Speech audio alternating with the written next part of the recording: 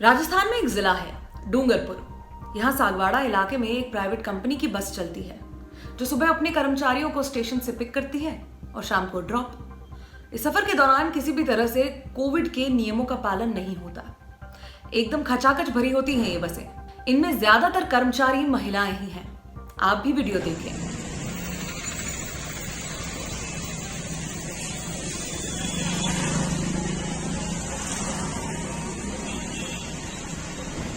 आज तक से जुड़े राजेश सोनी की रिपोर्ट के मुताबिक जिस कंपनी की ये बसें हैं वो एक रेनवेयर कंपनी है। रेन कोट और पीपीई किट बनाती है। इसकी रोजाना करीब 8 से 10 बसें सागवाड़ा को क्रॉस करती हुई जाती हैं, लेकिन कोई भी पुलिसकर्मी इन्हें नहीं रोकता। पिछले कई दिनों से ये सिलसिला जारी है। ये थी आज की कोविड कथा। अब बढ़ते हैं बड़ी खबर की तरफ। चेन्नई के एक स्कूल में एक टीचर के ऊपर कई सारे स्टूडेंट्स ने यौन शोषण के आरोप लगाए हैं। अभी इस टीचर की गिरफ्तारी हो गई है। वहीं 24 मई को दिल्ली हाईकोर्ट में सेम सेक्स मैरिज के मुद्दे पर फिर सुनवाई हुई, जिसमें केंद्र की तरफ से पेश हुए सॉलिसिटर जनरल तुषार मेहता ने महामारी का हवाला देकर इस सुनवाई को आगे बढ़ाने का तर्क दिया, जिससे एलजीबीटी समुदाय में बहुत रोष है। इसके अलावा पंजाब में 2.5 साल पुराना मीटू केस एक बार फिर खबरों में है, जिसके चलते पंजाब सरकार पर ताकत के गलत इस्तेमाल का आरोप लगा। क्या है ये तीनों मामले, आपको डिटेल में बताएंगे आज की बड़ी खबर में। नमस्कार, मैं हूं सोनाली। आप देख रहे हैं दी ऑर्डिनरी शो। तमिलनाडु की राजधानी चेन्नई, यहाँ का पद्म शेषाद्री बाल भवन स्कूल। कई स्टूडेंट्स ने एक टीचर के खिलाफ यौन उत्पीड़न के आरोप लगाए। सिर्फ मौजूदा छात्रों ने नहीं बल्कि पास आउट स्टूडेंट्स ने भी यौन शोषण के आरोप टीचर पर लगाए। अब राज्य की सत्ताधारी पार्टी की 2 सांसदों ने इनकी जांच की बात कही है। मामला जब तूल पकड़ा तो पुलिस हरकत में आई और आरोपी टीचर जी राजगोपालन को 24 मई की रात गिरफ्तार किया। अब जानिए पूरा मामला। इंडिया टुडे से जुड़े प्रमोद माधव की रिपोर्ट के मुताबिक स्कूल की कुछ स्टूडेंट्स ने आरोप लगाया कि राजगोपालन सिर्फ एक तौलिया लपेटकर ऑनलाइन क्लासेस लिया करते थे। यही नहीं, क्लास लेते हुए कुछ स्टूडेंट्स को वेरी क्यूट जैसे मैसेज भी भेजते थे। उनकी प्रोफाइल फोटो पर कमेंट करते रहे। इन स्टूडेंट्स ने कहा कि कई बार शिकायत करने के बाद भी स्कूल के मैनेजमेंट की तरफ से कार्यवाही नहीं की गई। इन आरोपों के बाद स्कूल के पूर्व छात्रों ने भी एक बयान जारी किया। यह बयान पद्म शेषाद्री बाल भवन ग्रुप ऑफ स्कूल्स की डीन शीला राजेंद्रन को संबोधित था। इसमें कहा गया, राजगोपालन 20 सालों से स्कूल से जुड़े हुए हैं, अकाउंटेंसी और बिजनेस पढ़ाते हैं। वो लगातार बच्चों का यौन शोषण कर रहे हैं। अपने बर्ताव के जरिए स्टूडेंट्स और टीचर्स के रिश्तों को बराबर खराब किया है। इन पूर्व छात्रों ने यह भी आरोप लगाया कि राजगोपालन ने लड़कियों को गलत तरीके से छुआ है, उनका यौन उत्पीड़न किया है। साथ ही यह आरोप भी है कि राजगोपालन ने स्टूडेंट्स को लगातार यह धमकी दी है कि अगर वे किसी भी तरह की शिकायत करेंगे तो उन्हें जानबूझकर कम नंबर देंगे। इन आरोपों के अलावा पूर्व छात्रों ने कुछ मांगे भी रखी हैं, जैसे राजगोपालन को तुरंत सस्पेंड करना, जांच के लिए निष्पक्ष पैनल का गठन हो, इसकी जानकारी बाल संरक्षण और लिंग संवेदनशीलता के लिए बनाई गई समितियों को दी जाए। इन सभी आरोपों के सामने आने के बाद डीएम के सांसद करिमोई ने ट्विटर पर कहा, पद्म शेषाद्री स्कूल में कॉमर्स के टीचर पर लगे यौन शोषण के आरोप चौंकाने वाले हैं। इस मामले की जांच होनी चाहिए। जो लोग भी शामिल हैं उनके खिलाफ कार्यवाही जरूर होनी चाहिए। स्कूल के मैनेजमेंट के खिलाफ भी, जिसने स्टूडेंट से बार बार मिली शिकायतों के बाद भी कोई कार्यवाही नहीं की। मैं वादा करती हूँ कि यह मामला प्रशासन में बैठे लोगों तक लेकर जाऊंगी। साउथ चेन्नई से डीएम के सांसद थमिजाची थंगपडियन ने भी इन आरोपों को डरावना और गंभीर बताया था। वहीं स्कूल की डीन शीला राजेंद्रन ने सफाई देते हुए कहा था कि इन आरोपों के बारे में कभी भी स्कूल मैनेजमेंट को जानकारी नहीं दी गई। उन्होंने बच्चों के माता पिता को संबोधित करते हुए कहा कि ऐसे बर्ताव जिससे बच्चों के शारीरिक, मानसिक और भावनात्मक स्वास्थ्य पर गलत असर पड़े, उसके प्रति स्कूल में 0 टॉलरेंस की पॉलिसी अपनाई जाती है। यह भी कहा गया कि इन आरोपों को निष्पक्ष और पारदर्शी तरीके से जांचा जाएगा, जांच की जाएगी। ये थी आज की पहली बड़ी खबर। अब आते हैं दूसरे मुद्दे पर। 6 सितंबर 2018 के दिन हमारे सुप्रीम कोर्ट ने एक बेहद अहम फैसला सुनाया था। समलैंगिकता को आईपीसी के सेक्शन 377 में अपराध के दायरे से बाहर किया। बरसों की लड़ाई का नतीजा था ये, लेकिन संघर्ष यहीं नहीं रुका। अभी और आगे जाना था। बात उठी समलैंगिक कपल्स के शादी के अधिकारों की, क्योंकि अभी तक हमारे देश में इसे कानूनी मान्यता नहीं मिली है। इसे लेकर कई सारी याचिकाएं डाली जा चुकी हैं। इन्हीं याचिकाओं पर 24 मई को दिल्ली हाईकोर्ट में सुनवाई हुई, जहां केंद्र सरकार का पक्ष सॉलिसिटर जनरल तुषार मेहता ने रखा। इन याचिकाओं पर कोर्ट में अर्जेंट हियरिंग हो रही थी। लाइव लॉ की रिपोर्ट के मुताबिक तुषार मेहता ने कहा, आपको अस्पतालों में मैरिज सर्टिफिकेट की जरूरत नहीं होती है और मैरिज सर्टिफिकेट के अभाव में कोई मर नहीं रहा है। सॉलिसिटर जनरल ने महामारी का हवाला देते हुए ये बात कही थी। कहा था कि देश इस वक्त महामारी का सामना कर रहा है और ऐसे में कई अहम मुद्दे हैं जिन पर सुनवाई की जरूरत है। उन्होंने कहा, एक सरकार के नाते अर्जेंसी के संदर्भ में हमारा फोकस अत्यावश्यक यानी कि सबसे अहम मुद्दों पर है।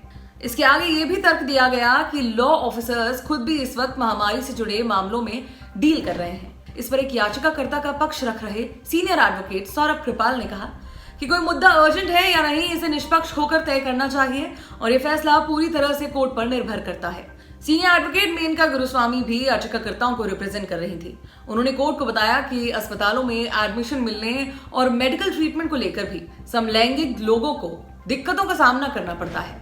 इसी पर तुषार मेहता ने यह कहा कि अस्पतालों में मैरिज सर्टिफिकेट की जरूरत नहीं है। सॉलिसिटर जनरल ने लिखित रूप से मांग रखी कि अभी के लिए केवल अर्जेंट मुद्दों को सुना जाए और इस मुद्दे पर हो रही सुनवाई को आगे खिसका दिया जाए।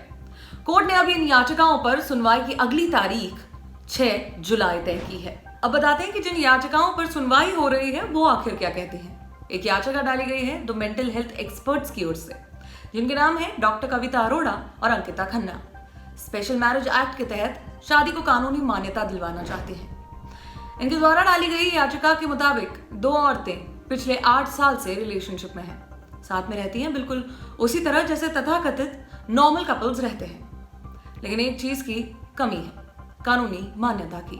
दोनों ऐसा महसूस करते हैं कि शादी इनके रिश्ते को कानूनी सुरक्षा और सामाजिक मान्यता सपोर्ट दिलवा सकती है, जो कोविड-19 महामारी के दौरान काफी अहम भी है। दोनों ने पिछले साल दिल्ली में एसडीएम से कॉन्ट्रैक्ट भी किया था स्पेशल मैरिज एक्ट 1954 के तहत शादी को कानूनी मान्यता दिलवाने के लिए, लेकिन ये हो नहीं सका क्योंकि दोनों एक ही जेंडर की थी। इसी वजह से इस कपल ने कोर्ट का दरवाजा खटखटाया। दूसरी याचिका डाली है अमेरिका में रहने वाले कपल ने। नाम है वैभव जैन और पराग विजय मेहता। वैभव भारत के नागरिक हैं, काम अमेरिका में करते हैं। पराग अमेरिकन सिटीजन है, लेकिन ओवरसीज भारतीय नागरिकता भी उनके पास है। परिवार में कई सारे लोग आज भी भारत में ही रहते हैं। दोनों साल 2012 से एक दूसरे के साथ हैं। चूंकि अमेरिका में सेम सेक्स मैरिज को मान्यता मिली हुई है, इसीलिए 2017 में दोनों ने वॉशिंगटन डीसी में कोर्ट में शादी कर ली। चूंकि वैभव अभी भी भारत के नागरिक हैं, इसीलिए वो चाहते हैं कि उनकी शादी को भारतीय कानून की नजर में भी मान्यता मिले। फॉरेन मैरिज एक्ट 1969 के तहत अमेरिका में इंडियन कॉन्सुलेट में जाकर शादी रजिस्टर कराने की कोशिश भी की थी, लेकिन असफल रहे। इसके बाद उन्होंने भारतीय कोर्ट में याचिका डाली। दोनों चाहते हैं कि फॉरेन मैरिज एक्ट के तहत उनकी शादी को मान्यता दी जाए। वैभव चाहते हैं कि पासपोर्ट में स्पाउस की जगह पराग का नाम लिखवाया जाए और उन्हें भारत में वो सारे अधिकार मिले जो मैरिड कपल्स को मिलते हैं। तीसरी याचिका हिंदू मैरिज एक्ट के तहत सेम सेक्स मैरिज को मान्यता दिलवाने के लिए डाली गई है। इसे डिफेंस एनालिस्ट अभिजीत अय्यर ने और अन्य 3 लोगों ने डाला है। सवाल उठता है कि शादी की वैधता क्यों जरूरी है। ये जानने के लिए हमने बात की हरीश अय्यर से। ये एलजीबीटी राइट एक्टिविस्ट हैं। उन्होंने इस सवाल का जो जवाब दिया आप भी सुनिए। मैं तो मानता हूं कि शादी पितृसत्ता सोच का एक ढांचा है जो शादी को बहुत सारे लोग जो हैं, मेन और वुमेन, आदमी और औरत भी जो जब शादी करते हैं तो बहुत बार अगर हम जिस तरीके से हम डील करते हैं शादी को, हम जिस तरीके से देखते हैं पति परमेश्वर होता है, पत्नी क्या होती है, हम तो उसके लिए तो कोई शब्द नहीं है। तो पितृसत्ता सोच का एक ढांचा है। शादी का जो इंस्टीट्यूशन है वो पितृसत्ता सोच का एक ढांचा है। और एलजीबीटी लोग मगर हेटेरोसेक्सुअल लोग जो हैं उनको उसका चॉइस दिया गया है। होमोसेक्सुअल लोगों को भी, एलजीबीटी लोगों को भी, homosexual, lesbians, bisexual, transgender, intersex लोगों को भी इस चीज का ऑप्शन दिया जाना चाहिए। क्योंकि मुझे ये लगता है कि ये सिर्फ सोसाइटल प्रॉब्लम नहीं है, सोसाइटल ये नहीं है, उसके साथ और भी बहुत सारी चीजें आती हैं कि मैं अगर मर जाऊं तो मैं अगर मुझे एक विल लिखना है तो मेरे एक फैमिली को जाएगा। तो मेरे फैमिली को अगर आप डिफाइन नहीं करोगे, उसे शादी बुलाओ या उसको सिविल पार्टनरशिप बुलाओ, कुछ भी बुलाओ, अगर आप उन रिश्तों को मान्यता नहीं दोगे तो हम आगे कैसे बढ़ेंगे, और हम हमारे रिश्ते की बुनियाद कभी नहीं बनेगी जब हम रिश्तों को मान्यता नहीं देंगे, तो उसको जब लीगल रिकॉग्निशन नहीं देंगे। तो हरीश ने सॉलिसिटर जनरल के तर्कों पर भी अपनी टिप्पणी दी। उन्होंने कहा, इंसेंसिटिव सा उनका जो रवैया है वो बहुत इंसेंसिटिव है। और मैं इसलिए कह रहा हूँ क्योंकि ये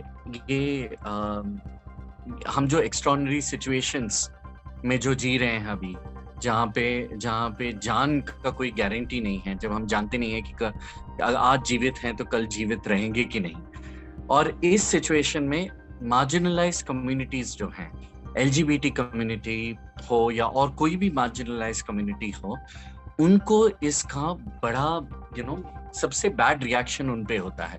और मैं आपको बताऊं कैसे। एक तो ये कि ये सोचो कि मैं अगर हूँ मेरे बॉयफ्रेंड के साथ, ओके, हम दोनों को कोई मान्यता नहीं है, हमारे रिश्ते को मान्यता नहीं दी गई है, कोई जानते नहीं है कि हम कौन हैं, और हमें कोई कपल करके कोई जानता नहीं है। तो इसमें क्या होगा कि अगर मेरे बॉयफ्रेंड को अगर मुझे हॉस्पिटल ले जाना पड़े और उसको भर्ती करना पड़े और वो अनकॉन्शियस रहे, तो हॉस्पिटल वाले ये बोलेंगे कि तुम उसके क्या लगते हो।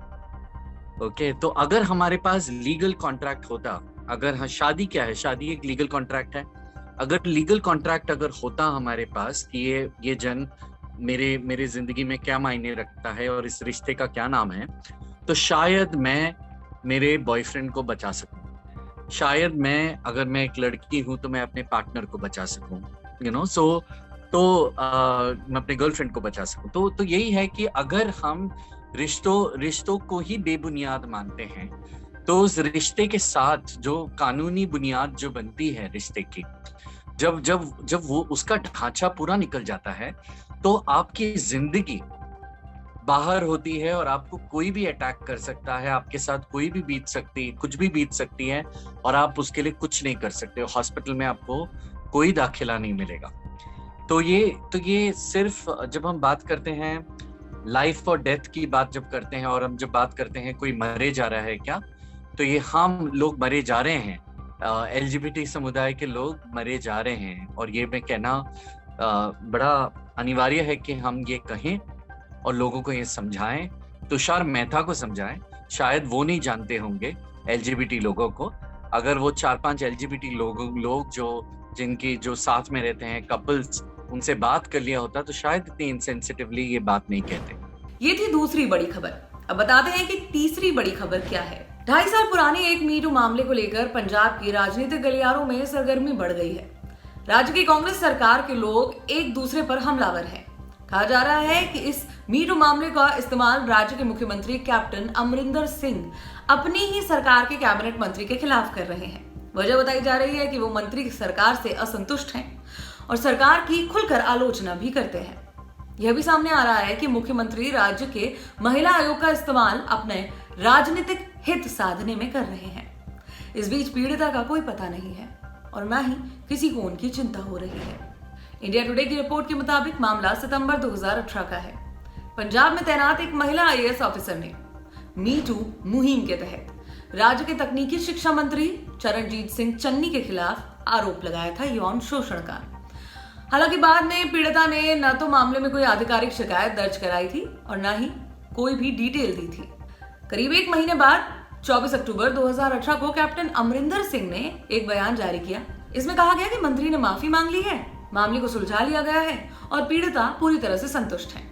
इसी बीच यह मामला कांग्रेस पार्टी के हाई कमान के सामने भी लाया गया। पार्टी की महासचिव और उस समय पार्टी की पंजाब प्रभारी रही आशा कुमारी और राज्य कांग्रेस अध्यक्ष सुनील जाखड़ ने भी मंत्री चन्नी को क्लीन चिट दे दी थी, यह कहते हुए कि मंत्री के खिलाफ कोई शिकायत नहीं है। इस पूरे घटनाक्रम के बाद मामला पब्लिक डोमेन से गायब। लेकिन फिर 17 मई 2021 की तारीख आई। पंजाब महिला आयोग ने राज्य के मुख्य सचिव को एक नोटिस भेजा जिसमें चन्नी के खिलाफ लगभग 2.5 साल पहले लगे हुए आरोपों पर हुई कार्रवाई की अपडेट मांगी गई। एक बार फिर से मामले ने राजनीतिक हलचल पैदा कर दी है। पंजाब के मुख्य सचिव को महिला आयोग का नोटिस मिलने से पहले चन्नी अपनी ही सरकार की सार्वजनिक मंचों पर बढ़ चढ़कर आलोचना कर चुके थे। इसे देखते हुए कहा जा रहा है कि कैप्टन ने जानबूझकर यह नोटिस भिजवाया है दरअसल शुरुआत से ही कैप्टन और चन्नी के सभी समीकरण ठीक नहीं होने की खबरें आती रही हैं। चन्नी दलित समुदाय से आते हैं। 2017 में राज्य में कांग्रेस सरकार आने के बाद से ही लगातार राज्य कैबिनेट में दलित विधायकों की भागीदारी बढ़ाने को कह रहे हैं। कई बार दलित और ओबीसी समुदाय से आने वाले विधायकों के साथ मिलकर सार्वजनिक मंचों से यह कह चुके हैं कि कांग्रेस पार्टी ने अपने चुनाव घोषणा पत्र पर जो वादे किए थे उन्हें निभाया नहीं जा रहा है। दरअसल पार्टी ने अपने चुनाव घोषणा पत्र पर दलित और ओबीसी समुदाय के लिए बड़े वादे किए थे और रिपोर्ट्स कहती हैं कि ये पार्टी इन वादों पर खरी नहीं उतर पाई। चन्नी की इस तरह की आलोचना की वजह से कैप्टन और उनके बीच के समीकरण कभी सही नहीं बैठ पाए थे। भले ये कहा जा रहा है कि कैप्टन महिला आयोग का इस्तेमाल कर रहे हैं मंत्री चन्नी को कंट्रोल में रखने के लिए, लेकिन इस मामले पर एक सवाल उनके ऊपर भी उठ रहा है। सवाल ये कि अगर महिला आयोग ने चन्नी के खिलाफ हुई कार्यवाही की डिटेल मांगते हुए 2.5 साल पहले के मामले में अब नोटिस भेजा है, तो फिर कैप्टन ने किस आधार पर 24 अक्टूबर 2018 को चन्नी को क्लीन चिट दे दी थी। दूसरी तरफ राजनीतिक टूल के तौर पर इस्तेमाल किए जाने के आरोपों पर पंजाब महिला आयोग की प्रमुख मनीषा गुलाटी का बयान भी सामने आया है। उन्होंने कहा, यह पहली बार नहीं है जब मैंने इस मामले में राज्य सरकार से रिपोर्ट मांगी है। मैं किसी भी तरह के दबाव में काम नहीं कर रही हूँ। इस मामले में 3 या 30 साल का सवाल है ही नहीं। मामला तो कभी भी सामने आ सकता है। दूसरी तरफ कैप्टन से असंतुष्ट कैंप भी सवाल उठा रहा है। जालंधर के विधायक परगत सिंह ने 2.5 साल बाद इस मामले को फिर से खोले जाने पर सवाल उठाए। उन्होंने कहा, मैं अब फिर से कह रहा हूं कि आखिर 2.5 साल बाद यह मामला फिर से क्यों खोला जा रहा है, वो भी बिना किसी शिकायत के। मैं कह रहा हूं कि एक महिला आयोग है, लेकिन पीड़िता का ट्रायल क्यों चलाया जा रहा है? यह बहुत शर्मनाक है। यह बड़ा दुर्भाग्यपूर्ण है कि मुख्यमंत्री का ऑफिस और राज्य का महिला आयोग इस तरह का व्यवहार कर रहे हैं। परगत सिंह उन विधायकों में शामिल हैं जो चन्नी के साथ मिलकर अपनी ही सरकार के कामकाज पर सवाल खड़े करते आए हैं। करीब 1 दर्जन विधायक और मंत्री खुलेआम कैप्टन अमरिंदर सिंह से अपनी नाखुशी जाहिर कर चुके हैं। दूसरी तरफ कैप्टन का कैंप इनके खिलाफ कार्यवाही की मांग कर रहा है। वहीं पार्टी हाईकमान ने अब डैमेज कंट्रोल करना शुरू कर दिया है। ऐसी खबरें हैं कि हाईकमान असंतुष्ट विधायकों और मंत्रियों से बात कर रहा है। ये था आज का शो। जो भी आपकी राय है अपने कमेंट सेक्शन में हमें जरूर बताइएगा। देखते रहें दी ऑर्डिनरी। शुक्रिया।